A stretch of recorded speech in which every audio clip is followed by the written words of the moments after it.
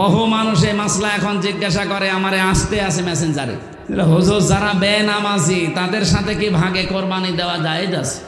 আরে ভাই, কোরবানির কথা আল্লাহ কোরআনে দিয়েছে নামাজের পরে, ফাসল্লি লিরব্বিকা ওয়ানহার। এই যে লিরব্বিকা ওয়ানহার, আপনার রবের জন্য আপনি কোরবানি করবেন, কিন্তু তার আগে কি? ফাসল্লি। ফাসল্লি একবার কোরআনে খালি এক জায়গায় পাবেন নামাজ পড়ো, আর পুরা কোরআনে যেখানে দেখবেন সেখানে নামাজ কায়েম করো আছে। যে একটু নামাজ কায়েম তো পড়ে দিলাম 72 বার 82 বার, এটা এক জায়গায় যে পড়ার কথা সেইটাই যে পড়ে না, তার সাথে দ্বিতীয় কথা আপনি লাগাবেন কি করি? এই যে আমার এই হাতাটা, এই হাতাটা কি এই পর্যন্ত দিলে হাতা হবে না পুরাটা? আমি যদি এ পর্যন্ত দিই, কেউ কি হাতা বলবে আমার? বলেন বলেন। এইটা মনে করেন এতটুকু নামাজ, এতটুকু কোরবানি। আমার যদি এতটুকু না থাকে, শুধু এ পর্যন্ত, কোন পর্যন্ত থাকে, এইটা দিয়ে আমি কিছু করতে পারবো? আল্লাহ এই জন্য প্রথম দিয়েছেন ফাসল্লি লিরব্বিকা। আপনি আগে নামাজ পড়েন রবের জন্যে, এরপরে আপনি কোরবানি করবেন আপনার রবের জন্যে। যারা মাসলা জিজ্ঞাসা করেছেন আজকে আমার ফেসবুকে, আমার মেসেঞ্জারে যারা মেসেজ পাঠিয়েছেন যে হুজুর যারা নামাজ পড়ে না তাদের সাথে কোরবানির ভাগ দেওয়া জায়েজ আছে কিনা, স্পষ্ট কথা বলছি, আপনার জায়েজ একটা জিনিস আর সুন্নাত উত্তম এটা আর একটা জিনিস। বেনামাজের সাথে ভাগ দিলে আপনার এটা জায়েজ আছে, কিন্তু এটা উত্তম হবে না। উত্তম হবে আপনি একা একা দেবেন, যদি সমর্থ থাকে গরু দেন, সমর্থ থাকে ছাগল দেন, একা একা দেওয়া এটাই উত্তম। ভাগে কোরবানি দিলে হবে না তা না, জায়েজ আছে, কিন্তু জায়েজ আর সুন্নাত এক জিনিস না। ভালো করে মনে রাখবেন, আবার প্যাচ লাগিয়েন না চার দোকানে বসে। জায়েজ এক জিনিস, সুন্নাত বলেন বলেন। জায়েজ এক জিনিস, সুন্নাত জায়েজ আছে ওইটা, কিন্তু ওটা সুন্নাত না। এই যে সন্তান হওয়ার পর 7 দিনে তার আকিকা দেওয়া, এটা সুন্নাত, কিন্তু জীবনের যে কোনো সময় দিলে আদায় হবে, এটা সুন্নাত না, এটা জায়েজ। কথা বোঝা গেছে? এখন মনে করেন এই ভাই উনি থাকে বিদেশে, সন্তান হয়েছে, উনি চলে গেছে মাসখানিক আগে। এখন যদি ওনার পরিবার মনে করে 7 দিনে কেবল গেল ওর বাবা, এখন দেব না, অন্তত 2 বছর পরে দেব যখন আসবে। আরে ভাই 7 দিনে আকিকা দেওয়া এটা সুন্নত, কিন্তু বাবা থাকা সুন্নত না। বাবা থাকা কি সুন্নত? তাহলে আপনি বাবার জন্য আপনি সুন্নাতটা মাজ দেবেন কেন? হ্যাঁ, জায়েজ আছে, জায়েজ একটা জিনিস, সুন্নাত আর একটা জিনিস। আমার আল্লাহ পাক এমন ভাবে আয়াত সাজিয়েছেন, যেহেতু নামাজের কথা আগে দিয়েছেন, অসাতক্ষীরাবাসী জীবনে নামাজটা যদি আপনার না থাকে, পরের জিনিস নেওয়ার জন্য আল্লাহ বসে নেই। এই জন্য বেনামাজির সাথে জেনে শুনে ভাগ দেবেন না। আপনি নামাজি মানুষ খুঁজবেন দরকার হয়, আর বেনামাজি যারা তারা আলাদা আলাদা। বেনামাজি একসাথে কোরবানি দিক না, না, এটাই এদের নিয়ম। এই যে আজকের আয়াতে এটাই আছে।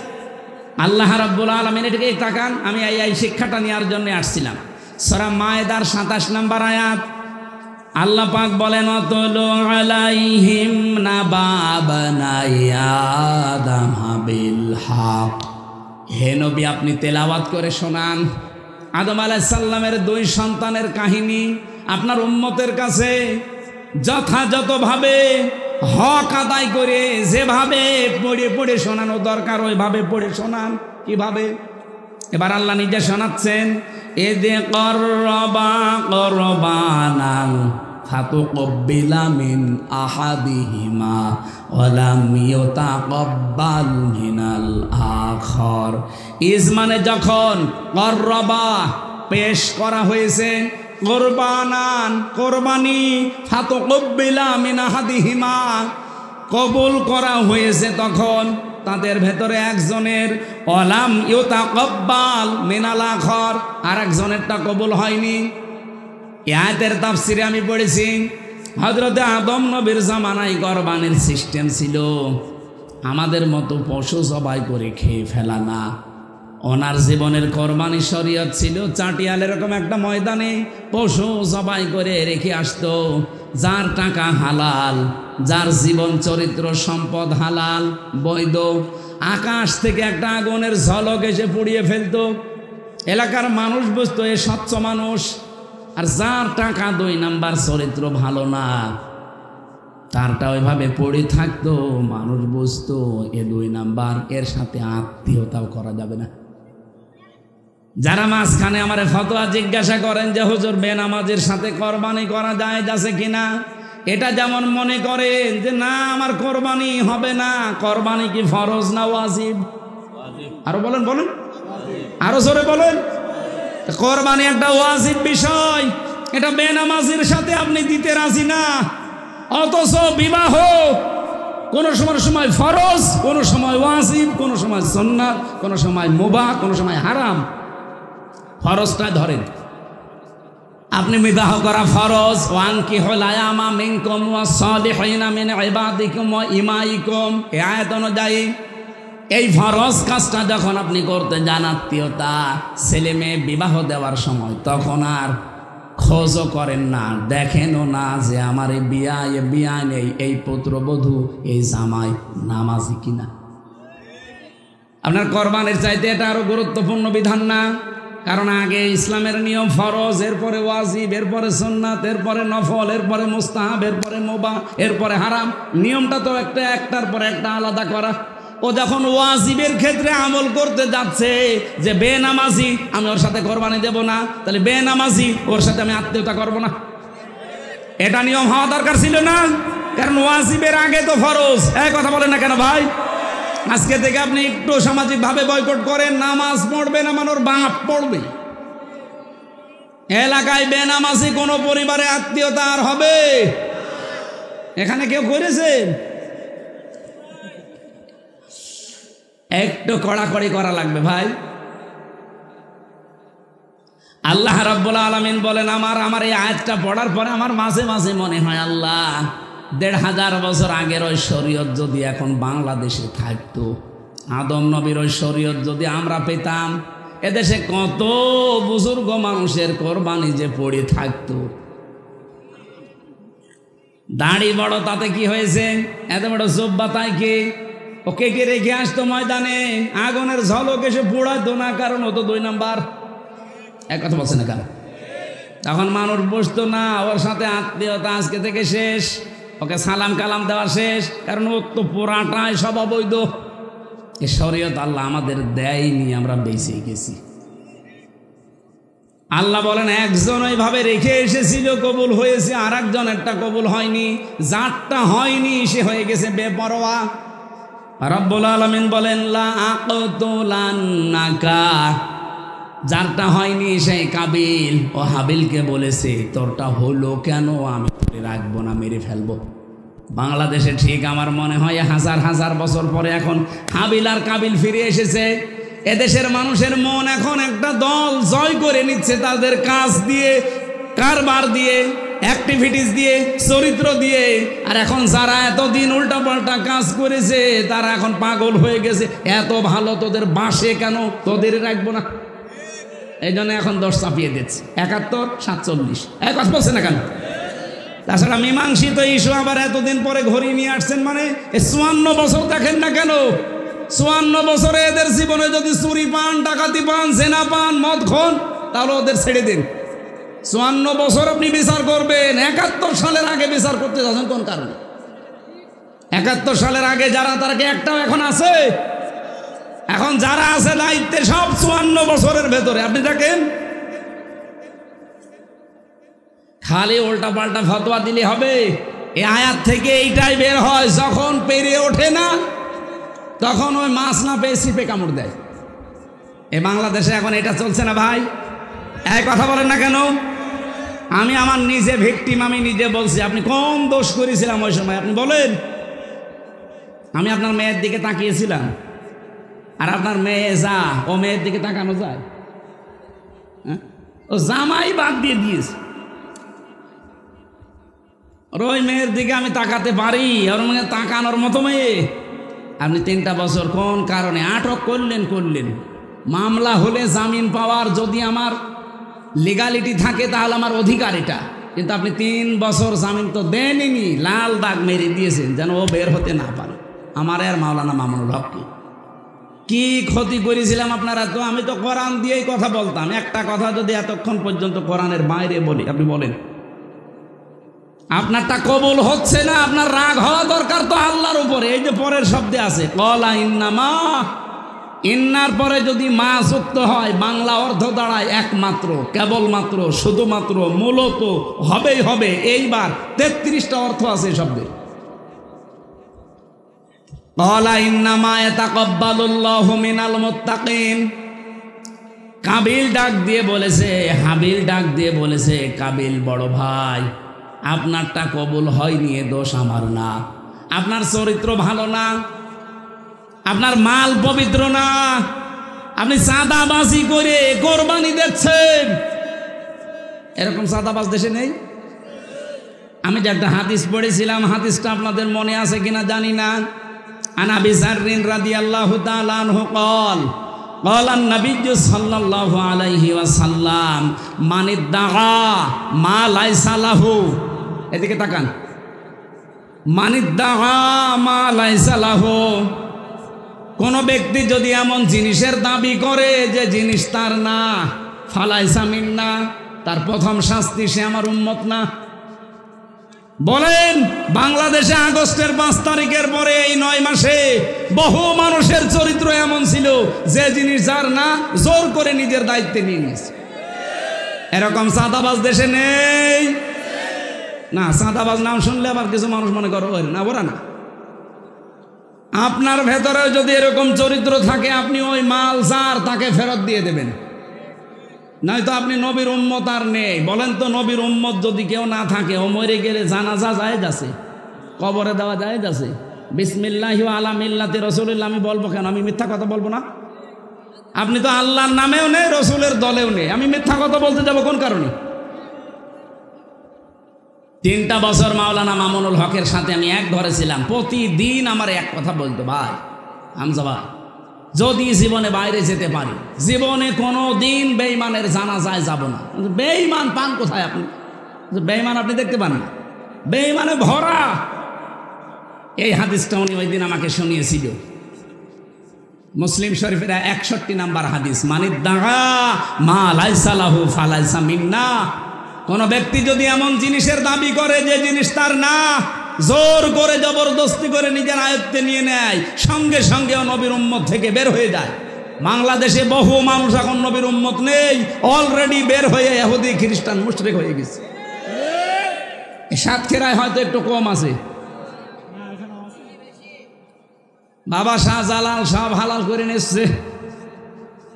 হ্যাঁ, হাদিসের টেকায় আর একটা কথা আছে, আমি মনে হয় বিরক্ত করে ফেলছি, বলবো হাদিসটা বলবো।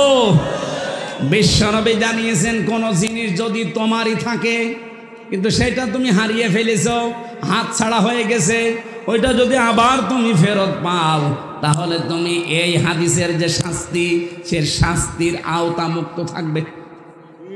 আপনি বুঝেছেন? আপনি বুঝলেই হবে, আর কারোর দরকার নেই। না, আমার আর দরকার নেই, এ ভাই বুঝলে আমার যথেষ্ট। আপনি বুঝেছেন কিনা বলেন?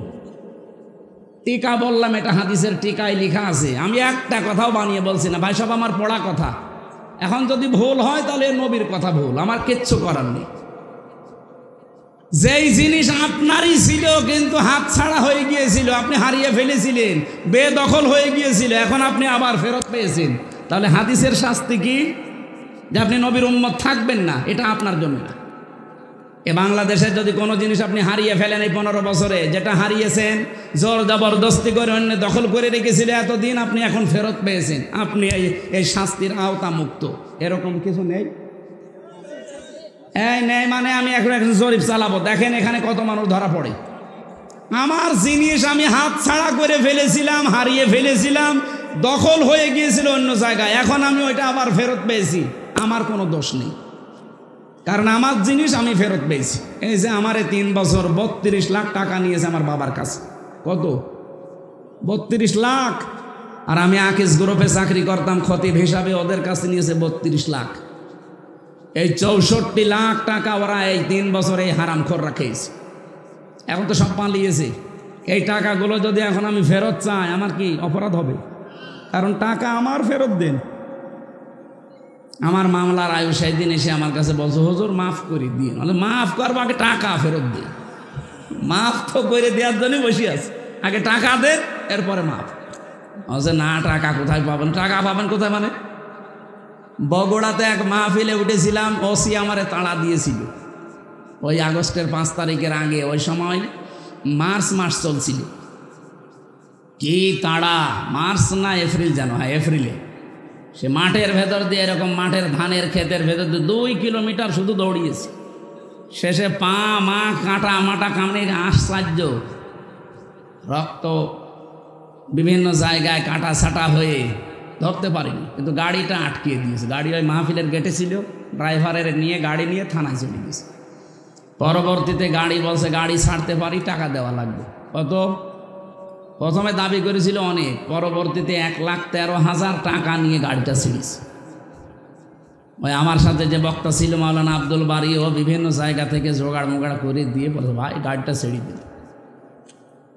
এই আগস্টের 5 তারিখের পরে ও শয়তান, ওর নামে বিভাগীয় মামলা হয়েছে, ও পালিয়েছে। ও কি করে খোঁজ পেয়েছে আমার মাহফিল সিরাজগঞ্জে, ও এসে আমার কাছে বলছে হুজুর মাফ করে দিয়ে। কে আপনি? আমি সেই ওসি আবুল কালাম আজাদ। আরে ভাই এদিকে আসেন, আপনারাই তো খুঁজছি। মাফ তো করবো, আমার সেই টাকা কই? টাকাগুলো ফেরত দিয়ে দেন। মাফ করে দিলেন। তো টাকা কোথায় পাবো? আমি পালিয়ে পালিয়ে বেড়াচ্ছি, আমার নামে এমনি মামলা হয়েছে। না, টাকা না দিলে মাফ নেই। কারণ আমার গাড়ির কাগজপত্র সব ওকে, রোড পারমিট ওকে। আপনি কেন আটকালেন? যারা আপনাকে এরকম কিছু করতে বলেছিল তাদেরকে তো ধমক দেওয়ার কথা, যেহেতু কোরআন দিয়েই কথা বলে, আমি কেন ওকে আটকাবো? আর আপনি আমাকে তাড়া দিলেন আর টাকা নিলেন। এই টাকাগুলো ফেরত দিন, 7 দিন সময় দিলাম, 1 লাখ টাকা ফেরত দিয়েছে। আর 13,000 হুজুর মাফ করে, আমি আর পারবো না, আমাকে কেটে ফেললেও আমি আর টাকা দিতে পারবো না। ঠিক আছে, মাফ করে দিলাম। বাংলাদেশে পুলিশ টাকা ফেরত দেয়, এটাই মনে হয় প্রথম। এখানে পুলিশ আছে নাকি? পুলিশের পকেটে টাকা ঢুকে গেলে ওইটা যে আবার বের হবে, এটা আজরাইলও বের করতে পারবে না।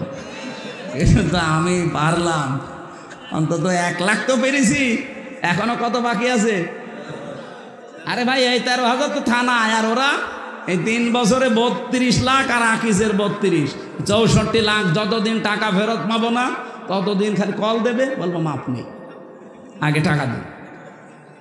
এখন ভয় পায়, বলে হুজুর কোনো জায়গায় বলে দিলে আমার বাড়ি ঘরে আগুন লাগিয়ে দেবে। তোর বাড়ি ঘর কি 64 লাখ টাকা হবে? কি জুলুম করেছিলেন বলেন তো জেনে শুনে। এই জন্য এই 15 বছরে আমরা যেটা হারিয়েছি, অনেকে চেয়ারে উঠতে পারি না, যে চেয়ারে ওঠার কথা উঠতে পারি না, এরকম জায়গা নেই দেশে। আরে ভাই নাম ধরা লাগবে, আপনি বুঝতেছেন?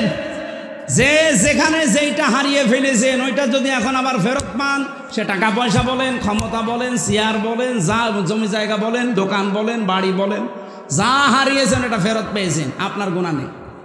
এই যে ইসলামী ব্যাংক, যাদের ব্যাংক তারা ফেরত পেয়েছে। অনেকে বলছে না এটাও চিন্তায় হয়ে গেছে। আরে ভাই ব্যাংকে আপনার বাবার ব্যাংক, যাদের তারা ফেরত পেয়েছে, এতদিন হাত ছাড়া হয়ে গিয়েছিল। কথা বলে না কেন?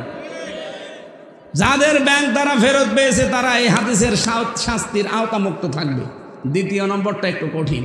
ওয়ালিয়াতাবাওয়া মাকআদাহু মিনান নার, বিশ্বনবী জানিয়েছেন সে যেন নিজে জাহান্নামে নিজের স্থান তৈরি করে নিল। ও বাংলার মানুষেরা খুব সাবধান। নামাজ পড়ে ওই তাহাজ্জুদের নামাজ পড়ে নাকি শামীম ওসমান 72 রাকাত, পুরা সিটা। তাহাজ্জুদের নামাজ কয় রাকাত ভাই? সর্বোচ্চ 12 রাকাত। 8 রাকাত, 12 রাকাত সর্বোচ্চ। আরো শয়তান বলে 72 রাকাত পড়ে। ও জীবনে তাহাজ্জুদ পড়িস কিনা আল্লাহ জানে। এরকম দাহা মিথ্যা কথা বলে বলে মানুষকে ধোকা দিত যে আমি ইসলাম বুঝি না, প্রতিদিন 70-72 রাকাত নামাজ পড়ি। ওরে বাবা, 5 রাকাত 6 রাকাত নামাজ পড়তে গিয়ে আমার হাঁটু ব্যথা হয়ে যায়, আর 72 রাকাত নামাজ পড়ে তো আমার দাদার বয়সী। এই পোড়া মিথ্যার উপরে টিকে ছিল এই মানুষগুলো। আমার ভাইরা, এবার আমার মূল যে কথাটা বলার জন্য আয়াতটা পড়েছিলাম ওইটা চলে এসেছে, একটু খেয়াল করেন। রব্বুল আলামিনের কোরআনে কারিমের এই আয়াতের শেষের দিকে জানিয়ে দিয়েছেন ইন্নার পরে মা দিয়ে। আমি বলছিলাম না, মা শব্দ যদি ইন্নার পরে যোগ হয় বাংলা অর্থ কি দাঁড়ায়? কেবলমাত্র, একমাত্র, শুধুমাত্র, মূলত, হবে, হবে, এইটাই 33টা অর্থ আছে। আল্লাহ বলেন হাবিল তখন ডাক দিয়েছে, হ ভাই কাবিল, তোমার চরিত্রের কারণে, তোমার অবৈধ সম্পদের কারণে তোমারটা কবুল হয় না, আমি করব কি? আমাদেরটা কবুল হলেই তোমার রাগ হয়। এই 9 মাসের ভেতরে আমরা যারা প্রমাণ করেছি চরিত্র দিয়ে, কথাবার্তা দিয়ে, ব্যবহার দিয়ে, মানুষের পাশে দাঁড়িয়ে যে আমরা পারি, তাদের ওপর একটা মানুষের আস্থা অলরেডি এসে গেছে। কিন্তু যারা পারে নাই তারা এখন শুধু মুখের ওপরে জোরে আছে, ওই কাবিলের মতো না। না কি আপনি পেরেছেন? এই যে গরম চলছে, কুষ্টিয়া বাংলাদেশ জামাত ইসলামের পক্ষ থেকে স্যালাইন, পানি আর শরবত দেওয়া হচ্ছে, আপনার টাকা নেই? বলেন। কালকে আমার সাতক্ষীরা সদরে বালি থাকি, নাম যেন ওই যে লাবসা, ওখানে সফলতার চাবিকাঠির উপরে আলোচনা ছিল। 5টা কর্মসূচি বলেছিলাম, তার ভেতরে 4 নম্বর ছিল এইটা, আও ইতআমুন ফি ইয়াউমিন যি মাসগাবা ইয়াতীমান যা মাকরাবা আও ইতআমুন জি মাতরাবা, ইয়াউমিন যি মাসগাবা, মাতরাবা, দুইটা, একটা মাসগাবা, একটা মাতরাবা। এখানে 2টা শব্দের ব্যাখ্যা পেয়েছি আমি। যারা সফল হতে চান, পৃথিবীর ময়দানে মানুষের মন জয় করতে চান, প্রথম নম্বরে আপনাকে অসহায় মানুষের কাছে ছুটে যাওয়া লাগবে। আপনি আগস্টের 5 তারিখের পরে যে ধাক্কা বাংলাদেশে গেল, এই যে ফেনী দিয়ে, দেখেছেন না? টাকাওয়ালা মানুষ দেশে কম ছিল, কেউ তো এগিয়ে যায়নি। আমিরে জামাত এ পর্যন্ত কাপড় তুলে চলে গেছে। এমনি মানুষের মন তার দিকে আল্লাহ ঝুঁকিয়েছে। পৃথিবী বিমুখ হয়ে যায় মানুষ, যখন দুনিয়া বিমুখ হয়ে যায় তখন সূক্ষ্ম কিছু জিনিস আল্লাহ তার ভেতরে ঢেলে দেয়, যেটা আমিরে জামাতকে আল্লাহ দিয়েছে। সাংবাদিক প্রশ্ন করেছিল, বাংলাদেশ জামাত ইসলামী এত বড় জনপ্রিয় দল, তাহলে আজ পর্যন্ত ক্ষমতা আসতে পারে নাই কেন? উনি জবাব দিয়েছিলেন, আজান দেয় মুয়াজ্জিন, সবাই নামাজে আসে, এ দোষ কি মুয়াজ্জিনের? বলেন বলেন। আরে ভাই, আজান তো আমি মন থেকেই দিচ্ছি, এখন আপনি নামাজে না আসলেও দোষ তো আপনার। কথা বলেন না কেন? এখানে দুনিয়াদার হয়ে গেলে আপনার থেকে মানুষের মন আল্লাহ উঠিয়ে নেবে, কিন্তু যখন দুনিয়া বিমুখ হয়ে যাবেন, দুনিয়ার প্রতি আপনার আকর্ষণ বিকর্ষণে পরিণত হবে, তখন তামাম পৃথিবীর সৃষ্টি জগতের ভেতরে আপনার প্রতি আলাদা একটা মহব্বত এবং সূক্ষ্ম সূক্ষ্ম জ্ঞান আল্লাহ আপনার ভেতরে ঢেলে দেবে। জীবনে কল্পনা করতে পেরেছেন যেরকম একটা উত্তর দেওয়া যায়? যে তাই তো আমার কাছে বললো, আমি বলতে পারতাম না যে এত জনপ্রিয় দল আপনারা, এত মানুষ এই দেশে এত ভালোবাসে, আপনাদের ডাক দিলে হাজার হাজার মানুষ এক জায়গায়, ক্ষমতায় যেতে পারেন না কেন? দোষ কি আমাদের না যারা আসে না তাদের? আমি তো মন থেকেই ডাক দিয়েছি কোরআনের বিধানের দিকে। বলেন তো, বাংলাদেশ জামাত ইসলামের প্রতি একটা মিথ্যা তহমত এতদিন যারা দিয়েছে, যাদের আকীদা ঠিক নেই। বাংলাদেশ জামাত ইসলামের আকীদা হচ্ছে জমিন আল্লাহর, সিদ্ধান্ত আল্লাহ। কথা বলেন না কেন? কিন্তু নারী কমিশনের ওর 3 নম্বর পয়েন্টে, আমি 318 পৃষ্ঠা পুরাটা পড়েছি, ওর 3 নম্বর পয়েন্টে ওরা লিখেছে, দেহ আমার, সিদ্ধান্ত আমার। এটা কোরআনের একেবারে ডাইরেক্ট বিরুদ্ধে, সূরা আরাফের 54 নম্বর আয়াতের বিরুদ্ধে। আলা লাহুল খালকু ওয়াল আমরু। বাংলাদেশ জামাত ইসলামী যারা করে, আমি নাম ধরে বলছি ওপেন ভাবে, আপনার রাগ হলে হোক, এদের আকীদা হচ্ছে জমিন আল্লাহর, আইন চলবে। এর বাইরে যদি কারো আকীদা থাকে, এখানে জামাত ইসলামের যদি কেউ থাকেন, আপনার দল আমি আর করব না। কেউ যদি বলতে পারেন যে না জমিন আল্লাহর, এখানে আইন চলবে আমার বাবার, আমি আপনার সাথে নেই। এই কথা বললেন না কেন ভাই? মানুষের মন জয় করার জন্য আল্লাহ 5টা জিনিস দিয়েছেন সূরা বালাদে। একটু ভালো করে নিজেরা পড়বেন, মিলাবেন। এমনি এমনি মানুষের মন এদিকে ঝুঁকে যায়। যারা অসহায়, দরিদ্র, ধোলামলিন, এই মানুষগুলোর কাছে যারা এগিয়ে যায় এবং নিকট আত্মীয় স্বজনের যারা খোঁজ খবর রাখে, ইয়াতীমান যা মাকরাবা, গরীব থেকে এসেছে। ইয়াতীম মানে অসহায়, মিসকিন, মা বাবা নেই, যারা এই দুর্বল মানুষের কাছে যারা নিকট আত্মীয় স্বজনের খোঁজ খবর রাখে, একামতে দিন এই দেশে যারা প্রতিষ্ঠা করতে চায় আপনি দেখবেন এই গুণগুলো তাদের ভেতরে আছে। নিজে না খেয়ে মরবো, কিন্তু অন্যকে অগ্রাধিকার দেওয়া লাগবে। কথা বলেন, কথা বলেন। ওয়ায়ুসিরুনা আলা আনফুসিহিম ওয়ালাউ কানা বিহিম খাসাসা। রব্বুল আলামিন বলেন তাদের নিজেদের প্রয়োজন থাকার পরেও তারা অন্যকে অগ্রাধিকার দেয়। এরকম মন আমি সবাইকে দেই না, দেই শুধু তাদের আদিল লাতিন আলাল মুমিনিনা আইজ্জাতিন আলাল কাফিরিন। যে মানুষগুলো এই পৃথিবীতে নিজেদের প্রতি রহম দিন, কিন্তু কাফেরদের প্রতি কঠোর। এই দেশে কত কিছু হয়ে যাচ্ছে, তাকান, কত কিছু আমাদের বিপক্ষে বলা হয়, কিন্তু আমরা নিজেদের ভেতরে খুব অটুট আছি। অন্যের ব্যাপারে বিশেষ করে কাফেরদের কোনো সিদ্ধান্ত, নারী নীতির নামে যতগুলো আল্লাহর বিরুদ্ধে রসুলের বিরুদ্ধে তহমত দিয়েছে, এই বাংলাদেশের সবচাইতে বেশি প্রতিবাদ করেছে একামতে দিনের লোকজন। অন্য জন করেছে, কিন্তু এদের প্রতিবাদটা সবচাইতে বেশি জোরালো, কারণ ভয় পায় বাতিলরা এদেরকেই। ওরা জানে বাকিগুলো যা আছে ওদের 100 কথা, কিন্তু এদের এক কথার সমান। ফাত্তাবিউস সিরাতাল আযম, হাদিস মুসলিম শরীফ। এদিকে তাকান, নবীজি বলেন যেই দলের দ্বারা ইসলাম কায়েম তাড়াতাড়ি সম্ভব, ফাত্তাবিউস সিরাতাল আযম, তাহলে তোমাদের উচিত হবে ওই দলকে সমর্থন করে জায়গা মতো পৌঁছিয়ে দেওয়া।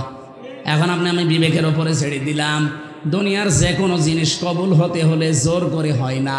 ওই কাবিলের মতো জোর জবরদস্তি দিয়ে চাপাবাজি দিয়ে হবে না। ক্বালা ইন্নামা ইয়াতাকাব্বালুল্লাহু মিনাল মুত্তাকিন, পৃথিবীতে যারা মুত্তাকি আল্লাহ শুধুমাত্র তাদেরটাই কবুল করবেন। এখন মুত্তাকি কি, এটা খাওয়া লাগে নাকি না লাগে? বাংলাদেশে বহু মানুষ মুত্তাকি শুধু পোশাকে লেবাসের দিকে তাকিয়ে মনে করে এটা মুত্তাকির সংজ্ঞা। বিশাল জব্বা গায়ে আছে, পাগড়ি মাথায় দেওয়া আছে, হাতে তসবিহ আছে, এই পোশাকে লেবাসে আমরা তাকওয়া খুঁজে বেড়াই। তাকওয়া কি, এটা অনেকেই আমরা এখনো পর্যন্ত বাস্তবে জানি না। তাকওয়া মানে যোগ্য। তাকওয়া মানে কি? যোগ্যতা অর্জন করা লাগবে আপনাকে। আজ বাংলাদেশে প্রতিটি সেক্টর, মসজিদ থেকে শুরু করে সংসদ পর্যন্ত চালানোর যোগ্যতা এই দেশে কোন দলের আছে সঠিকভাবে আপনি বলেন। আপনি যেই দলের পাবেন সেই দলে আপনি যান, আমাকেও নিয়ে চলেন, আমি যাব। কারণ আমি হাদিসটা 100% বিশ্বাস করি। ফাত্তাবিউস সিরাতাল আযম, যেই দলের দ্বারা ইসলাম কায়েম দ্রুত সম্ভব, তোমাদের আদেশ দিলাম ওই দলকে সাপোর্ট করে জায়গায় পৌঁছিয়ে দাও। এ হাদিস আমি এখন বানালাম, বলেন। 73টা দল কাজ করছে এই দেশে, জেনারেল ইসলামী মিলে। এত দলের ভেতরে আপনি নিজেই এখন বিবেক দিয়ে বলেন, মসজিদ থেকে সংসদ পর্যন্ত চালাতে পারে একটা দলের নাম বলেন। যেটা পারে আপনি সেই দিকে যাবেন। এটা যদি রাজনীতি মনে হয় এটাই রাজনীতি, যদি মনে হয় এটা ধর্ম ব্যবসা, এটা ধর্ম ব্যবসা। আমি জানি অনেকের মন আমি পাবো না, আমার মন পাওয়ার দরকারও নেই। আমি হক কথা বলেছি, এটা আপনার যা ভালো লাগে করেন। আল্লাহ আপনারটা কবুল করবে না যতদিন আপনি যোগ্য না হবেন। আজ আমাদের একটা ডাক্তার নেই, একটা ইঞ্জিনিয়ার নেই, একটা পাইলট নেই। পাকিস্তানকে এমনি নম করে ওরা ভয় পায়। বাংলাদেশেরও উচিত ওদের মতো পারমাণবিক অন্তত অস্ত্রগুলো একটু মজুদ করা। 54 বছর ওরা আমাদেরকে দাঁড়াতে দেয়নি এই উগ্রপন্থী হিন্দুরা। অথচ পাকিস্তানের নাম শুনলে আমার মনে হয় 50 বছরও আর মুখ তুলে তাকানোর সাহস পাবে না। আজ দেখছেন না কত কিছু হয়ে যাচ্ছে ভারতের সংসদে। মোদিকে কিত কিত কিত কিত বলে গালি দিচ্ছে। ওর মাথা খারাপ হয়ে গেছে। গরুর মদ খাওয়া জাতি তো পাগল হয়ে গেছে একেবারে। আমাদের উচিত এখন ডক্টর মোহাম্মদ ইউনূস সহ দরকার খাবার দাবার প্রতিদিন 3 বেলার জায়গায় 2 বেলা খান। নবীজি নিজে বাড়ি ছিল খেড়ের, কলা কি খেজুরের পাতার, অথচ বাড়ির সামনে 9টা ঘোড়া বাঁধা থাকতো। কয়টা? ওগুলো খেলা করার জন্যে। কিসের জন্যে? তারা আমাদের কি আছে বলেন? পাকিস্তান ভারতের চাইতে মনে হয় কমপক্ষে 5 ডবল ছোট, চাইতে ভারত 29 ডবল। আর ভারত বাংলাদেশের চাইতে 3 ডবল।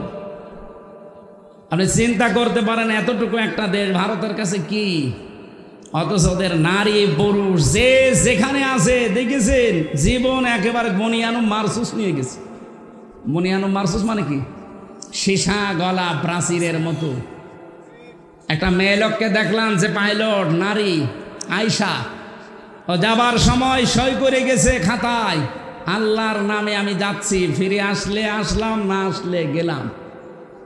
ওর বাবার কাছে, বাবা আবার আর্মির চিফের কাছে বলেছে আমার এই মেয়ে যদি সামনে গুলি নিয়ে আসে তাহলে নিয়ে আসবা, মাটি দিয়ে দেব, যদি পেছনে গুলি নিয়ে আসে এরকম মেয়ে আমার দরকার নেই। ঠিক ওই বনিয়ানুম মারসুস এই অপারেশনে এটা সাকসেস হয়েছে, ওখানে যে আঘাত করে আবার ফিরে এসেছে। সুবহানাল্লাহ বলতে পারেন নাই? এমনি যুদ্ধ বিরতি ওরা চেয়েছে। এই শুকর খাওয়া জাতি শেষ পর্যন্ত নমস্কার করতে বাধ্য হয়েছে, আমাদের কাছেও বাধ্য হবে। আরে ভাই, বাংলাদেশে যেতে অনেক ছোট দেশ আছে, এই যে নেপাল আছে, ভুটান আছে, মালদ্বীপ আছে, সিঙ্গাপুর বাংলাদেশের চাইতে একটা সাতক্ষীরা জেলার মতো হবে না। আমি কয়েকদিন আগে ছিলাম, সিঙ্গাপুর বাংলাদেশের চাইতে কমপক্ষে 64 গুণ ছোট। এই সাতক্ষীরা এদিকে ওদিকে 100 কিলো হবে না, আর সিঙ্গাপুর মাত্র এদিকে ওদিকে 42 কিলো। এতটুকু একটা দেশ, অথবা বিশ্বের অত তামাম দুনিয়া এখন 10 নম্বরে আছে। দেশ বড় হলেই সব হয়ে যাবে তা না, ভেতরে মাল থাকা লাগবে। আমারও মাল তৈরি করতে চাই। নবীজির বাড়ি ঘর ভালো না, ঘোড়া কয়টা আর তরবারি জুলফিকার। আমাদের দেশকেও আমরা চাই এভাবে শক্তিশালী করতে। কাফেরদের সামনে আমরা মাথা নত করব না, মাথা নত করতে হলে আল্লাহর সামনে। এক কথা বলো না কেন? এই জন্য আমাদের যোগ্যতা অর্জন করা দরকার। যেটা হাবিল বলেছিল আদম নবীর সন্তান, যে ভাই আপনারটা কবুল হবে কি করে, আপনার তো যোগ্যতাই নেই। ইন্নামা ইয়াতাকাব্বালুল্লাহু মিনাল মুত্তাকিন।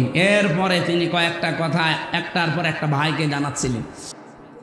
আপনারা জানেন কয়েকদিন আগে এই যে পলাশ সাহা এএসপি, উনি পারিবারিক জীবনে মানসিক যন্ত্রণা সহ্য করতে না পেরে লোকটা আত্মহত্যা করেছে নিজের অস্ত্র দিয়ে, এবং লিখে রেখে গেছে চিরকুটে, আমার মৃত্যুর জন্য কেউ দায়ী না, জীবনের ওপরে বিতৃষ্ণা এসে গেছে, আমার জীবন আর ভালো লাগে না, সাধ্যের বাইরে চলে গেছে কষ্টটা। বিজ্ঞানে কষ্ট মাপ দিয়েছে যে কতটুকু কষ্ট পেলে একজন মানুষ মরে যায়।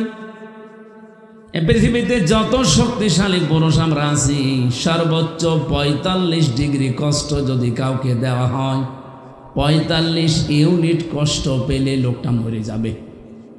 শখে হোক আর কষ্টে হোক, ভেতরে তার আর সহ্য করার মতো কোনো ক্যাপাসিটি 3.5 হাত বডিতে 2 কোটি কোষ আছে, এই কোষগুলো আর ধারণ করতে পারবে না, শেষে মরে যাবে। কিন্তু মেয়েদেরকে এই যে সন্তান জন্ম দেওয়ার সময় যে কষ্টটা তাদের সহ্য করা লাগে, বিজ্ঞান প্রমাণ করেছে এক একটা মায়ের ডেলিভারির সময় কষ্ট সহ্য করা লাগে 57 ইউনিট। পলাশ সাহা মরে গেছে 45 ইউনিটের ওপরে কষ্ট পেয়েছিল, শক খেয়েছিল, এই জন্য মরে গেছে। আর পারিবারিক জীবনের এখন সব কিছু বের হচ্ছে। আমার মনে হয় এখানে অনেকেই পলাশ সাহার স্ত্রী এবং মায়ের মতো মানুষ মহিলা প্যান্ডেলে আছে, এবং আমরাও অনেকে পলাশের মতো আছি। আজ হাজারো পরিবারে মানুষ মানসিক যন্ত্রণায় রোগী হয়ে যাচ্ছে, এমনকি ধুকে ধুকে মরে যাচ্ছে। সম্মানিত মা বোনেরা যেখানে এসেছেন বসেছেন, শুধু নামাজ পড়া, রোজা রাখা, কালো বোরকা পরা আপনাদের ইবাদত না। শাশুড়ি যারা এসেছেন হাতে পায়ে ধরে বলছি, একটু স্যাক্রিফাইস করবেন পুত্রবধূটার জন্যে। আপনার পুত্রবধূ যদি ভালো থাকে, আপনার ছেলে ভালো থাকবে। এক কথা বলো। বউ যারা এসেছেন এই পৃথিবীতে, সবচাইতে দামি একজন মানুষের কাছে যেহেতু আল্লাহ রাসূলের পরে তার মা, এই জায়গায় আপনাকেও সেন্সিটিভ থাকা লাগবে। কিছু হলেই খালি স্বামীর কানে তুলে দেবেন, কিছু হলে স্বামীর কানে তুলে দেবেন। আরে ভাই, সন্তান আমরা যা হই না কেন, পৃথিবীর যত খারাপ ছেলে হোক, দুনিয়ার সব ছেড়ে দেওয়ার মতো মন তার আছে, মার বাবাকে এসে জীবনও ছাড়তে চায় না। কিন্তু বাধ্য হওয়া লাগে অনেক ক্ষেত্রে। এই পৃথিবীতে এমন স্বামী নেই। এই কথা বলছেন এখন? এই জন্য যারা বসে আছেন মনে করেন আমি নামাজ পড়ি 5 ওয়াক্তের জায়গায় তাহাজ্জুদ মিলে 6 ওয়াক্ত, আমি রোজা রাখি, নফল রোজা মিলে কত রোজা, আমি পর্দায় থাকি, কালো বোরকা পরি, পর পুরুষের সাথে দেখা করি না, আমি জান্নাতে যাব না। মানে কে বলেছে আপনি জান্নাতে যাবেন? পারিবারিক জীবনে আপনি পুত্রবধূর উপর অত্যাচার করে আপনি অলরেডি জালেম হয়ে গেছেন। এরকম শাশুড়ি নেই? ছেলে যদি বৌমাকে একটু বেশি কেয়ার করে, একটু খেয়ালে রাখে, একটু ভালোবাসা বেশি দেয়, অনেক মা আছে সহ্য করতে পারে না, উল্টা পাল্টা কথা ছড়ায় যে আমার এই ছেলেটা বৌমা দখল করে নিয়েছে। ও মা, আপনার তো সেজদায় পড়ে থাকার কথা যে আপনার ছেলেটা অন্তত আপনার বৌমা নিয়ে ব্যস্ত আছে, অন্য কোনো মহিলার সাথে লাইন করে না, বলেন? আর আপনি উল্টা পাল্টা কথা ছড়ান। মেয়েদের এই ছোট মনের কারণে আমার মনে হয়, আমি যতটুকু এই 3-4 দিন ধরে দেখছি, এই মেয়েদের ছোট মনের কারণে এই পলাশ সাহা মরে গেছে। আপনি চিন্তা করতে পারেন, একজন বিসিএস ক্যাডার, এএসপির মর্যাদা আছে বাংলাদেশে, তার কোন জিনিসের অভাব আছে আপনি বলেন? শুধু চোখ বন্ধ করলে প্রতিদিন 10-20 লাখ টাকা সে উপায় করতে পারে, শুধু চোখ বন্ধ করে রাখলে। এরকম একটা জায়গায় সে পৌঁছিয়েছে অলরেডি। একটা জেলার এসপির পরের দায়িত্বে তার, অথচ সে লোকটা নিজের অস্ত্র মাথায় লাগিয়ে নিজে বিদায় নিয়ে চলে যাওয়ার আগে লিখে গেল আমার মৃত্যুর জন্যে কেউ দায়ী না। এখন সব বের হচ্ছে যে দায়ী কে। আমি আশা করব মেয়েদের যে হিংস দিয়েছি, এত কষ্ট সহ্য হয় আপনাদের, তো পারিবারিক জীবনে এই ছোট মনের কারণে হাজারো স্বামী, হাজারো সন্তান আজ আমরা মানসিক রোগী হয়ে যাচ্ছি। এখানে মানসিক রোগী নেই বলেন? একবার আসছিলাম রাঙ্গামাটি জেলা থেকে, কমিটির লোক আমারে বলছে, হুজুর রাতের বেলা যখন আসেন, সকালে আপনাকে আমরা বৃদ্ধাশ্রম দেখাবো।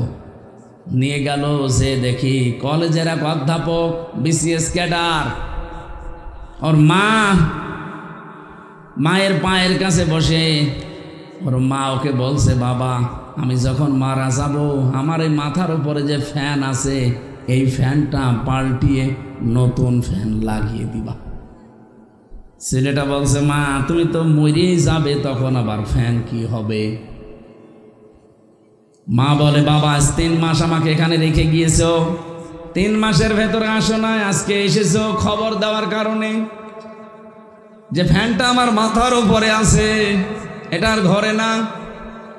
বহুবার এদেরকে বলেছি, এরা আমার কথাও শোনে না, কারণ যতটুকু টাকা দেওয়া হয় ততটুকু খেদমত পাওয়া যায়। যেহেতু টাকা পয়সা তুমি পরিমাণ দাওনি, এই জন্য ওরা ওই পরিমাণ খেদমত সেবা আর দেয় না। কিন্তু আমার বিশ্বাস, তুমি আমার সাথে যা করলে, তোমার সন্তানও বড় হচ্ছে, কিছুদিন পরে তোমার এই জায়গায় রেখে যাবে। কিন্তু তোমার তো ফ্যান ছাড়া ঘুম হয় না। ছোটবেলা থেকেই আমি তোমাকে কি কষ্ট করে বাতাস দিয়ে ঠান্ডা করে আমি মানুষ করেছি, আমি জানি। এই জন্য তোমার আগাম কষ্টের কথা জানিয়ে দিলাম, ফ্যানটা পাল্টিয়ে দিও, তোমারই ভালো হবে। ওই অবস্থা বলতে বলতে দেখি লোকটার হাতের উপরে ওর মা মরে গেল, হাও মাও করে কাঁদছিল। আমারে দেখে বলছে, হুজুর আমার উপরে খারাপ ধারণা করবেন না, এ দোষ শুধু আমার না, এ দোষ আমার স্ত্রীর। আমার 2টা ছেলে মেয়ে আছে, বারবার স্ত্রী আমাকে বলে, বুড়ি যদি বাড়ি থাকে আমি তোমার ভাত খাবো না, হয় একে রাখবা না আমারে রাখবা। শেষ পর্যন্ত আমি আর সহ্য করতে না পেরে 3 মাস আগে রেখে গিয়েছিলাম। বাবা আমার প্রায় 10-12 বছর আগে মারা গেছে।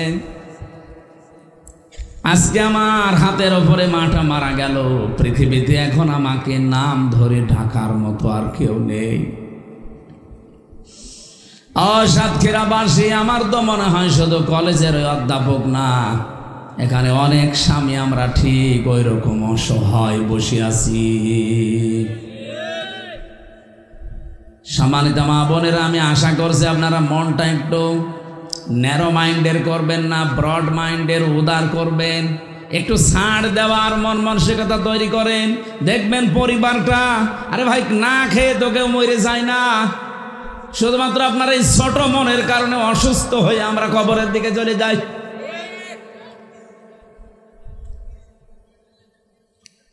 আমি কষ্টের বর্ণনা দিতে গিয়ে পর্যন্ত এসেছিলাম মেয়েদের যে কষ্টটা, যদিও দায়িত্বটা বাবার, পৃথিবীতে দুধ খাওয়ানোর দায়িত্ব মায়ের না, মা দায়িত্বটা পালন করে দিচ্ছে, এজন্য তাকে ধন্যবাদ দেবেন, শুকরিয়া জানাবেন, যেহেতু আমাদেরকে আল্লাহ ওই জিনিসপত্র দেয়নি, এই জন্য সন্তানের দুধ খাওয়ানোর দায়িত্ব মায়ের। যদি আমাদের ওইটা দিত, আমাদেরই পান করানো লাগতো, কারণ লিমান আরো একটা মজাক্কার শব্দ।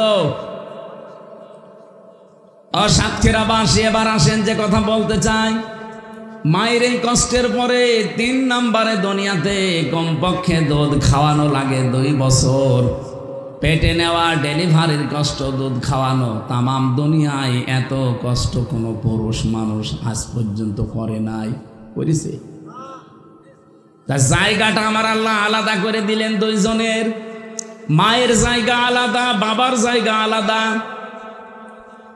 মায়ের মর্যাদা 3 গুণ আমার আল্লাহ বাড়িয়ে দিয়েছেন কোরআনে কারিমে সূরা আহকাফের 15 নম্বর আয়াতে। হামালাতুহু উম্মুহু কুরহা ওয়া ওয়াদাআতুহু কুরহা ওয়া হামলুহু ওয়া ফিসালুহু 30 শাহরা। এখানে 3টা কষ্টের কথা আছে। তোমার মা তোমাকে কষ্টের মনে কষ্ট সহ্য করে পেটে বহন করেছে, ডেলিভারির কষ্ট সহ্য করেছে, এমনকি 30 মাস, কি 24 মাস পর্যন্ত তোমাকে পেটে নেওয়া আর দুধ খাওয়ানো, এগুলো মেলে 30 মাস তোমার পেছনে শ্রম দিয়েছে। সালাসুনা শাহরা, 30 মাস। আমি যে কথা এখান থেকে আপনাদেরকে শিক্ষা দিতে চাই, এটা যেহেতু রেকর্ড হচ্ছে, সারা বাংলাদেশে কালকে যাবে। জায়গা যেহেতু আলাদা, ক্ষেত্রটা আল্লাহ আলাদা করে দিয়েছেন, এই জন্য দায়িত্ব আমাদের আলাদা আলাদা। আমেরিকা কোরআন বিশ্বাস করে না, নবীজিকে বিশ্বাস করে না, ওরা প্রকাশ্য শত্রু মনে করে, কিন্তু দেখেছেন কোরআনের আয়াত থেকে এই শিক্ষাটা আজ 236 বছর ওরা মেনে চলছে। এই জন্য ওরা দাঁড়িয়ে গেছে, অন্তত অর্থনৈতিকভাবে ওরা দাঁড়িয়ে আছে, সামরিকভাবে দাঁড়িয়ে আছে, বিশ্বের মানচিত্রে আজ তারা মোড়ল। আর আমরা মুসলমানের আছে যেখানে আছি, দেখেন দাঁড়ানো দূরের কথা, উঠে বসতেও পারি নাই। তামাম পৃথিবীতে সবচাইতে বেশি নিগৃহীত, সবচাইতে বেশি অপমানিত, অপদস্থ, না খেয়ে থাকার তালিকায় যাদের নাম, তারা মুসলমান। কারণ নেতৃত্বের জায়গাটা, যেখানে যাকে দরকার ওই জায়গায় আল্লাহর নিয়ম, রাসূলের নিয়মটা আমরা মানি না। একটা হাদিস পেয়েছি, আল্লাহর নবী বলেন, লা ইয়াফলিহা কওমুন আল্লাহু আমরহুম ইমরাতুন, বুখারী শরীফের হাদিস। নবীজি বলেন, ওই জাতি কখনো সফল হচ্ছে না, হবে না, যেই জাতি তার নেতৃত্বের দায়িত্ব কোনো মহিলাকে দিয়েছে। 54 বছর এই দেশটা স্বাধীন হয়েছে, বলেন তো দায়িত্বে যারা ছিল মহিলা বেশি না পুরুষ? আমরা দাঁড়াবো কি করে? আপনি কোরআনের বাইরে নিয়ম মেনে, হাদিসের বাইরে নিয়ম মেনে জীবনেও দাঁড়াতে পারবেন না। আমেরিকা কোরআনের নিয়ম মেনে দাঁড়িয়েছে, যদিও বিশ্বাস করে না। হ্যাঁ, মেয়েদের যে সম্মান মর্যাদা, এ পৃথিবীতে যত রহমত আল্লাহ দিয়েছেন, 1 নাম্বার রহমতের নাম হচ্ছে কোরআন, 2 নাম্বার রহমতের নাম নবী মুহাম্মদুর রাসূলুল্লাহ, 3 নাম্বার রহমতের নাম এসেছে মেয়ে লোকের, তার মানে মা। সুবহানাল্লাহ বলতে পারেন? এ মায়ের পেট থেকে যারা আমরা আসি, নারী হোক আর পুরুষ হোক, হাদিস বলছে কোন পুরুষ মানুষ যদি মায়ের পেট থেকে ঘরে আসে, ওই ঘরে রহমতের ফেরেশতা আসে, কথা কোরআন হাদিসে নেই। আছে? নেই। কিন্তু কোন মেয়ে যদি আসে, সঙ্গে সঙ্গে 4 জন রহমতের ফেরেশতা আল্লাহ পাঠিয়ে দেয়। 4 জন এসে এই মেয়েটার মাথার উপরে হাত বোলাতে থাকে, ডাক দিয়ে বলে, দুর্বল দেহটা একটা দুর্বল দেহ থেকে বের হয়ে এসেছে। এই মেয়েটার উপরে যারা 3টা দায়িত্ব পালন করবে, 1 নম্বরে তাকে ভালোবাসবে, 2 নম্বরে তাকে শিক্ষা দিয়ে তার পেছনে খরচ করবে, 3 নম্বরে তাকে সৎ পাত্র দেখে পাত্রস্থ করবে, কিয়ামত পর্যন্ত আল্লাহর রহমত তার সাথে থাকবে। কথাটা আপনি একটু খেয়াল করেন। আল্লাহর নবী কিন্তু বলেন নাই যে মরণ পর্যন্ত তার সাথে আল্লাহর রহমত থাকবে না। ইলা ইয়াউমিল কিয়ামাহ, কিয়ামতের ময়দানেও যদি এই মেয়ের, এই কন্যার, এই বোনের যারা দায়িত্বে আছে, এই গার্জিয়ানরা বিপদে পড়ে যায়, এই মেয়ে লোকটার কারণে কিয়ামত পর্যন্ত আল্লাহ বাঁচিয়ে দেবে। আপনার 10টা ছেলে আছে, আপনি বেঁচে যাবেন এমন কথা নেই। একটা মেয়ে হলে আপনি একটা জান্নাতের অধিকারী। সুবহানাল্লাহ বলতে পারেন না? কথাটা শুনতে যত সহজ মনে হচ্ছে, বিষয়টা অত সহজ না। নবীজির কথা যেহেতু জীবনে মিথ্যা হবে না। একটা মেয়ে যার আছে আর এই 3টা দায়িত্ব যার পালন করা হচ্ছে, আপনি বিশ্বাস করতে পারেন আপনি একটা জান্নাতের অধিকারী। যার 2টা মেয়ে আছে সে 2টা জান্নাতের অধিকারী। যার 3টা মেয়ে আছে, নবীজি বলেন তাকে 3টা জান্নাত আল্লাহ দিয়ে দেবে, কোনো সন্দেহ নেই। এই 3টা মেয়েকে যদি আবার স্পেশাল ভাবে এই 3টা দায়িত্বই সঠিক সুচারুরূপে পালন করতে পারে, আর একটা স্পেশাল মর্যাদা, এই কিয়ামতের দিন ওই লোকটার আমি নবী পাশাপাশি এভাবে জান্নাতে থাকবো। মেয়ে যাদের আছে খুশি হন, শুকরিয়া আদায় করেন। আল্লাহ পাকের কথাই ছিল দুনিয়াতে 4টা জিনিস দিলে আমি খুশি, কিন্তু আমার বান্দারা নারাজ। তার ভেতরে 1 নাম্বার কন্যা। বলেন বলেন। এই জন্য মেয়ে লোক হলে আপনি রাগ করবেন না। হযরত ওমর বলেন যে বাড়িতে একটা মেয়ে আছে, ওই বাড়িতে জান্নাতের একটা টুকরা আছে। যে বাড়িতে পুরুষ আছে, ও বাড়িতে জান্নাতের টুকরা আছে। কথা আছে। মেয়ে লোক যাদের আছে, মেয়ে কন্যা অনেক দামি জিনিস, তাকে আদবগুলো, শিক্ষাগুলো আমরা দিতে পারি না। এই জন্য পরবর্তীতে সাংসারিক জীবনে যে সে একটা বোঝা হয়ে যায়, সে একটা ঝামেলা হয়ে যায়, হয় স্বামীর জন্যে, শাশুড়ির জন্যে, পরিবারের জন্যে। আমার কথার অর্থ বোঝা গেছে?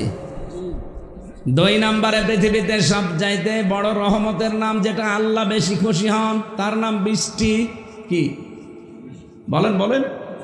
এই যে বৃষ্টি বন্ধ হয়ে গেছে এত গরমে। গতকালকে আমি ছিলাম বাগেরহাটে, পরশুদিন। ওই জায়গায় আমি দেখেছি প্রায় 49 ডিগ্রি চলছিল বাগেরহাট মংলাতে। চিন্তা করতে পারেন, বাংলাদেশের মতো জায়গায় 49 ডিগ্রি মানে কি? সৌদি আরবে 42, 43, 45 ডিগ্রি হলে মানুষ আর বাইরে বের হতে চায় না। পরশুদিন দেখলাম চুয়াডাঙ্গায় কে যেন উঠানের উপরে ডিম ভেজে খাচ্ছে এই সূর্যের আলোতে। কি তাপ! আল্লাহ রাব্বুল আলামিন বলেন, পৃথিবী যখন গরম হয়ে যায়, অস-সামাই যাতির রাজিই ওয়াল আরদি যাতিস সাদিই ইন্নাহু লাকাউলুন ফাসল ওয়া মা হুয়া বিল হাযলি। ওই আকাশের কসম, যে আকাশ পানি ধরে আছে, বৃষ্টি ধারণ করে আছে, ওই আকাশের কসম, এবং জমিনের কসম, যে জমিন বৃষ্টির পানিগুলো নিজের বুকের ভেতরে নিয়ে রেখেছে। আকাশ যদি বলতো না এই পানি আমি নেব না, ছেড়ে দিলাম, জমিন যদি বলতো না আমি বুকের ভেতরে এগুলো রাখবো না, উগরিয়ে দিলাম, জমিনে বসবাস করা আমাদের জন্য বড় কঠোর হয়ে যেত। মাঝে মাঝে নিতে চায় না, তখন দেখেন না বন্যা চলে আসে। এই সাগর থেকে হালকা সুন্দরবন এলাকা থেকে একটু যদি জলোচ্ছ্বাস কয়েক হাত উঁচা হয়ে আসে, আমার মনে হয় আশপাশ জেলাগুলো সব পানির নিচে চলে যাবে। আল্লাহ পাক বলেন বৃষ্টি এটা আমার রহমত, আকাশ থেকে আমি আল্লাহ এটা নাজিল করি, এটা আমি দিলে খুশি হয়। কিন্তু বহু মানুষ আছে এটা পেলেও নারাজ হয়ে যায়। 3 নম্বরে আমি বেশি আল্লাহ দিলে খুশি হয় রোগ ব্যাধি। কি এটা আমরা নারাজ? আরে ভাই রোগ ব্যাধি আপনি বোঝেন, এই পৃথিবীতে যত রহমত আল্লাহ ভালোবাসে যা তার ভেতরে রোগ ব্যাধি একটা। আল্লাহ চায় আপনি যেন নিষ্পাপ হয়ে তার কাছে হাজিরা দেন। যেভাবে নিষ্পাপ বানিয়ে আল্লাহ পাঠিয়েছিলেন আপনাকে ওইভাবে করে নিতে চাই। এই জন্য দুনিয়ায় কোনো ছোটখাটো অপরাধ হয়ে গেলে রোগ ব্যাধি রোগ শোক দিয়ে ওগুলো পুরাটা পরিষ্কার করে আপনাকে নিতে চায়। এই জন্য ইমানদারের যদি জ্বর হয় তার গুনাহ মাফ হয়, ও যদি হোঁচট খেয়ে পড়েও যায় তার গুনাহ মাফ হয়। সুবহানাল্লাহ বলতে পারেন নাই? যাদের রোগ শোক হয় রাগ করবেন না, আল্লাহর উপরে বিরক্ত হবেন না। আরে ভাই দুনিয়ার এই ছোট্ট জীবনে যা হয় হয়ে যাক, আমার বিশাল জীবন পড়ে আছে যার শুরু হবে কোনোদিন শেষ নেই। 4 নম্বরে আল্লাহ সবচাইতে বেশি ভালোবাসে ওই জিনিস, তার নাম মেহমান। কি বললাম? মেহমান পাঠালে আল্লাহ খুশি হয়। আর আমরা 4টা জিনিস আল্লাহর নবী বলেন এই পৃথিবীতে আমার আল্লাহ বেজার হয় কিন্তু মানুষ খুশি হয়। তার 1 নম্বরে যৌতুক। এলাকায় তো নেই। যৌতুকের টাকা খাওয়ার পায়খানা খাওয়া সমান কথা না। না, পায়খানা খেলে 1টা গোনা হবে কবিরা গোনা, আর যৌতুকের টাকা যদি কেউ নেন 2টা গোনা হবে। 1 নম্বরে জুলুমের গোনা, 2 নম্বরে কবিরা গোনা। যে 99টা কবিরা গোনার তালিকা আছে যৌতুক তার ভেতরে 1 নম্বরে। এটা হিন্দুদের জীবন থেকে এসেছে, ওদের ধর্মীয় রীতিনীতি। সাতক্ষীরাবাসী মুসলমান আমরা এখানে বেশি, সুতরাং আজকে থেকে আপনি নামাজ যারা পড়েন, আল্লাহ রাসূল বিশ্বাস করেন, তাওবা করেন যে জীবনে কোনোদিন আর আত্মীয় স্বজনের ভেতরে যৌতুক থাকলে আমি ওখানে নেই।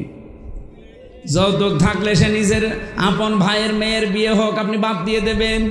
যেভাবেই হোক এই যৌতুক প্রথা তুলে দেওয়া লাগবে। এটার জন্য যারা সামাজিকভাবে, পারিবারিকভাবে, রাষ্ট্রীয়ভাবে চিন্তা ভাবনা করবে, কারণ সবচাইতে বেশি নারাজ আল্লাহ যৌতুক নিলে হয়ে যায়, আর সবচাইতে বেশি খুশি হই আমরা এই যৌতুক পেলে। না এলাকায় যৌতুক নেই? যৌতুকের টাকা নিয়েছেন কারা কারা হাত তোলেন তো। আন্দাজে বললেন যে আছে, আমি তো জানি সাতক্ষীরা এসব নেই। আরে ভাই আপনি কি নামাজ পড়েন আমি তো বুঝি না, কিসের রোজা রাখেন? এটা যদি আপনি হারামটায় খান তাও পায়খানা খাওয়ার চাইতেও ডবল গুনাহ। বলেন নাউজুবিল্লাহ। 2 নম্বরে বিশ্ব নবী বলেন এই পৃথিবীতে আল্লাহ সবচাইতে বেশি নারাজ হয় গীবত করলে, আর মানুষ গীবত করে খুব খুশি। গীবত মানুষের কাছে ঘি ভাতের মতো লাগে। বাংলাদেশে গীবত তো আছে, সবচাইতে বড় অপরাধ গীবতের উপরে যেটা তহমত, ওইটা বেশি। এই কথা বলেন না কেন? এই বাংলাদেশে এখন সবচাইতে বেশি গীবতের চাইতে তহমতটা। এই যে মাহফুজ আলম নামে যেই লোকটা, একটা অসুস্থ মানুষ, একটা অবৈধ উপদেষ্টা।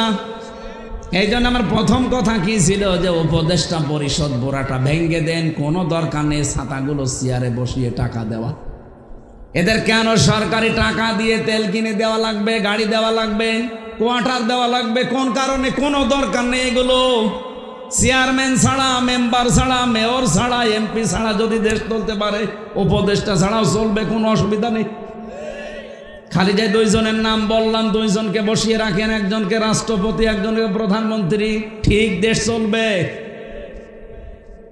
আর পাশাপাশি যেহেতু যারা জীবন দিয়ে গেল তাদের জীবনের উদ্দেশ্য ছিল যে আমরা বৈষম্য চাই না। আর পৃথিবীতে বৈষম্য দূর করার জন্য আল্লাহ যেটা দিয়েছেন তার নাম কোরআন। ইন্নাল্লাহা ইয়া'মুরু বিল আদলি ওয়াল ইহসান। অবশ্যই আমি আল্লাহ তোমাদের সবাইকে নির্দেশ দিলাম ন্যায় বিচার কায়েম করো। কি বিচার? এই যে আদল শব্দটা আল্লাহ দিয়ে আরম্ভ করলেন, আদল কি? তাফসিরে আমি ফি জিলালিল কোরআন আর খাজেনে পড়েছি, আদল 3 প্রকার। মামান আল আদাল লুগাতান শারহান। 1 নম্বরে মানুষ আদল করবে, ন্যায় বিচার করবে আল্লাহর সাথে, যেটা রূহের জগতে স্বীকৃতি দিয়ে এসেছিল। মানুষ সবাই আমরা বলে এসেছি কালু বালা, হে আল্লাহ তুমি আমাদের রব। এই কথাটা যেন মরণ পর্যন্ত ঠিক থাকে, এইটার নাম আল্লাহর সাথে আদল। কথা বোঝা গেছে? আপনি নিজের থেকে বলেন তো আল্লাহর সাথে আপনার আদল হচ্ছে না? আল্লাহ যখন বলেছিলেন আলাস্তু বিরাব্বিকুম, আমি কি তোমাদের রব না? সবাই বললাম কালু বালা, অবশ্যই আপনি আমাদের রব। তো দুনিয়ায় এসে যখন রবের বিধানগুলো আপনি মানেন না, তখন আল্লাহর সাথে অবিচার হয় না ন্যায় বিচার? বলেন বলেন, অবিচার হচ্ছে। অথচ এই মানুষটা এখন মারা যাক, আমি এখন ইনারে কবরে দিয়ে আসলে ওনাকে ফেরেশতা বলবে মার রব্বুকা, তোমার রবকে। উনি তো বাঙালি মানুষ, একবারে বলে ফেলবে রব্বি আল্লাহ, আমার রব আল্লাহ। ফেরেশতা কিন্তু উল্টা প্রশ্ন করবে, ওই রব আল্লাহ মানে? রব মানে কি? রবের 19টা অর্থ আছে, সামারাইজ করে 5টা বলেছি আমি। রব মানে 1 নম্বরে সৃষ্টিকর্তা, রব মানে আইনদাতা। আন্দাজে যে একবারেই বলে ফেললে আমার রব আল্লাহ, যে দেশে বাস করতে 56,000 বর্গ মাইলের বাংলাদেশে রবের কোন আইনটা ছিল একটু বলো দেখি। আমার মনে হয় বাংলার বহু মানুষ কবরে গেলে ধরা খাবে। আমার কথা বুঝতেছে? হচ্ছে না আমাদের। আমি আপনাকে বাঁচাতে চাই, রব আগে ঠিক করেন। তাহলে আল্লাহর সাথে আদল 1 নম্বরে নেই, 2 নম্বরে রাসূলুল্লাহর সাথে আদল। আল্লাহর নবীর সাথে ন্যায় বিচার কি? বিশ্ব নবী তার 63 বছরের কমপক্ষে 23টা বছর আমাদের জন্য আদর্শ রেখে গেছেন। আপনি যদি আগের 40 বছর না মানেন অসুবিধা নেই, কিন্তু বাকি 23 বছর নবুয়তের জিন্দেগির 1 সেকেন্ডও যদি কেউ অস্বীকার করে, বলে না এত ঝামেলা করা যায়, সঙ্গে সঙ্গে লোকটা বেঈমান। বাংলাদেশে বহু মানুষ নবীজির 13 বছরের জীবন মানতে চায়, মক্কার জীবনটা, কিন্তু মদিনার জীবন উনি 10 বছর কোরআন দিয়ে রাষ্ট্র চালিয়েছেন। এটার কথা বললে কেমন যেন রাজনীতি মনে করে। আপনার 13 বছরের কথা বললে খুব ভালো লাগছে, ওই 13 বছর নবীজির জীবনী, বাকি 10 বছর নবীর জীবনে ছিল না। তাহলে ওনাকে যদি ন্যায় বিচারে আনতে হয়, মাস্ট বি আপনাকে তার উপরে আদল করতে হলে পুরা 23 বছর মানা লাগবে। আর 23 বছর আমরা যখন পুরাটা মানতে চাই, তখন আমাদের পেছনে কাটি দেয়। 3 নম্বরে মানবতার সাথে ন্যায় বিচার হচ্ছে না। এটাও আমি যে তহমতের কথা তুললাম কেন জানেন? বাংলাদেশে একটা মাজলুম দল, আপনি কি মনে করেন আমি জানি না, জামাত ইসলামী একটা মাজলুম দল না? তাদের ওপরে এই মাহফুজ আলম নামে এরা কোলাঙ্গারি বলা দরকার। এ শয়তান যে কথাগুলো লিখে লিখে পাঠাচ্ছে, একটাও কি এদের ওপরে যায়? সবগুলো তার প্রতিহিংসা। এখন প্রমাণ পাচ্ছি সে নাকি লক্ষ্মীপুরে এমপি দাঁড়াবে, কিন্তু সেখানে যিনি আছেন তার আসনে, তার ধারে কাছেও সে যেতে পারবে না। জামাত ইসলামী মনোনীত ওই জায়গায় যিনি আছেন ডক্টর রেজাউল করিম, আপনি সে যদি 100টার 90টা ভোট পায়, এ মনে হয় 9টাও পাবে না। এর মাথা এমনি খারাপ হয়ে যায়নি। এই যে তহমতগুলো, দোষগুলো একটা দলের উপরে আপনি লাগিয়ে দিলেন, 54 বছর আগের ইস্যু টেনে এনে জাতির ভেতরে এখন আপনি কালার করতে চান। জাতি আজ 54 বছরে দেখে ফেলেছে বাংলাদেশে সত্যি সত্যি চরিত্র ভালো কাদের। আমি গ্যারান্টি দিয়ে আপনাকে বললাম, যদি আপনি ধরিয়ে দিতে পারেন, আমি এখনই তাকে নিয়ে একেবারে সরাসরি কেন্দ্রে যাব। যদিও পরিবর্তন না হয়, এক্ষুনি তওবা করে আমি আপনার দলে চলে আসবো। বলেন, বাংলাদেশে যারা জামাত ইসলামী করে, যারা ইসলামী ছাত্র শিবিরে আছে, ইসলামী ছাত্রী সংস্থায় আছে, এরা বিড়ি খায়, আপনি দেখাতে পারবেন? কথা বলেন না কেন? এরা সিগারেট খায়, এরা চুরি করে, এরা মানুষের জিনিস মেরে খায়, এরা চাঁদাবাজি করে। যেগুলো বললাম এগুলো একটাও করে না, নিজেরা বলছে। এর চাই তার কি প্রমাণ চান? এদের হাতে দেশটা তুলে দিলেও নিরাপদেই থাকবে। আর যারা গলাবাজি করে তাদের চরিত্র দেশের মানুষ 54 বছরে দেখেছে।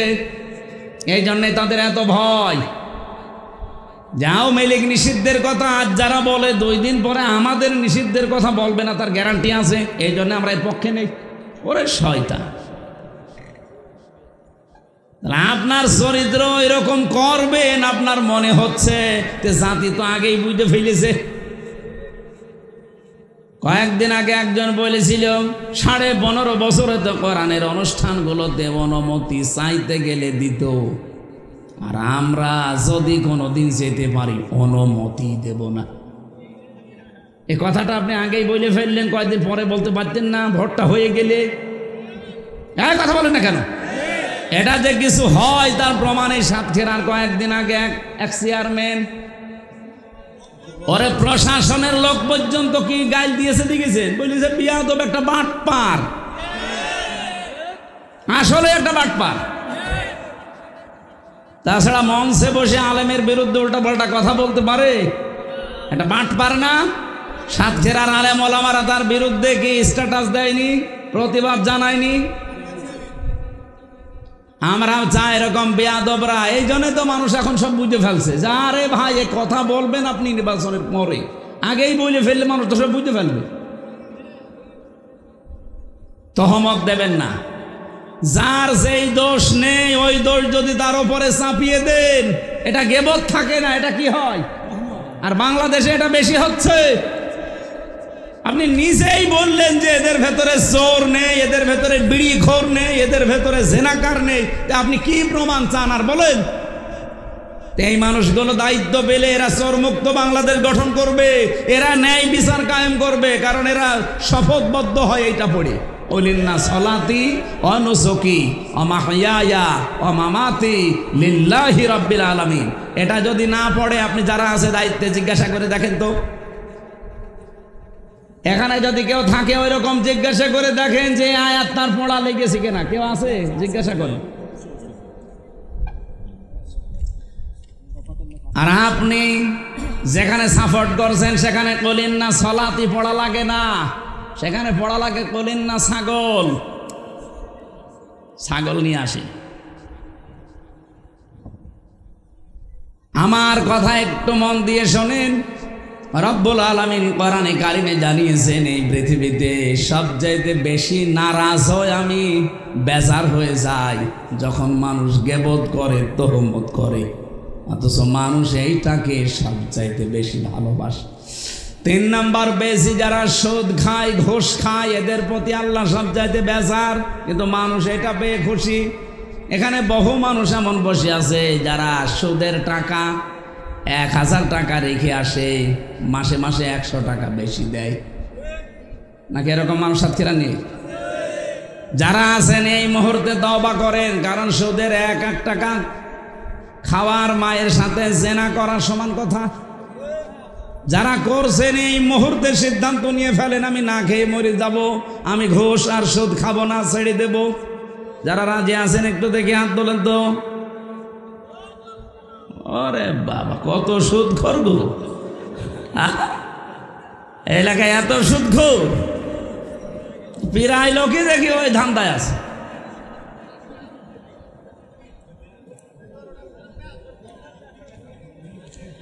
চার নম্বরে বেশি বিশ্ব নবী বলেন এই পৃথিবীতে সবচাইতে বেশি আমার আল্লাহ মন খারাপ করে, বেজার হয় মিথ্যা কথা বললে, আর সবচাইতে বেশি মানুষ শান্তি পায় মিথ্যা কথা বলে।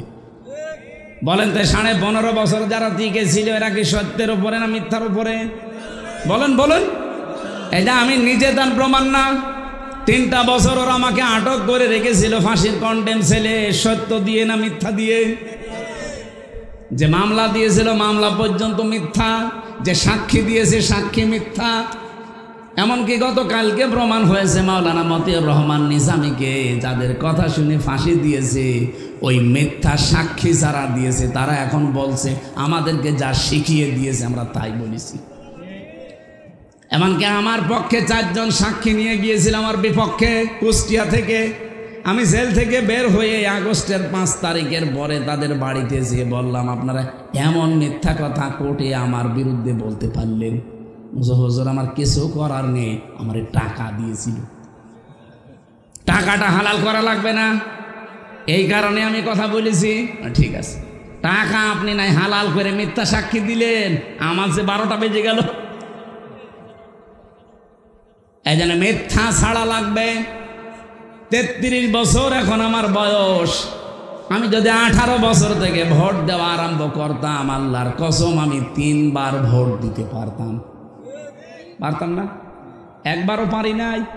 তার মানে এই 3টা বছর যারা 3টা গ্রামে যারা দায়িত্বে ছিল, এই 15 বছর প্রত্যেকটা সত্যের উপরে না মিথ্যার উপরে? পুরাটা মিথ্যার উপরে ছিলেন। এই জন্য মিথ্যা ছাড়া লাগবে। মিথ্যা কথা, মিথ্যা কাজ, মিথ্যা কর্মকাণ্ড যত কিছু আছে, এমনকি মিথ্যা ওয়াদা পর্যন্ত বন্ধ করা লাগবে। এখন মৌসুম আসতেছে ওয়াদার, বহু মানুষ দেখবেন মিথ্যা ওয়াদা দেবে না, এই এলাকায় দেয় না। এই 4টা কাজে আমার আল্লাহ নারাজ, আর 4টা কাজে সব চাইতে বেশি খুশি হয়, অথচ আমরা ওই 4টা জিনিস পেলে নারাজ। আর আল্লাহ যে 4টা জিনিস পেলে খুশি হন, বেজার হন, এই 4টায় আমরা নিজেরা খুশি। আল্লাহ আমাদেরকে আল্লাহর পছন্দনীয় যে 4টা জিনিস, এগুলো পেয়ে আনন্দ করার তৌফিক দেন। আমিন।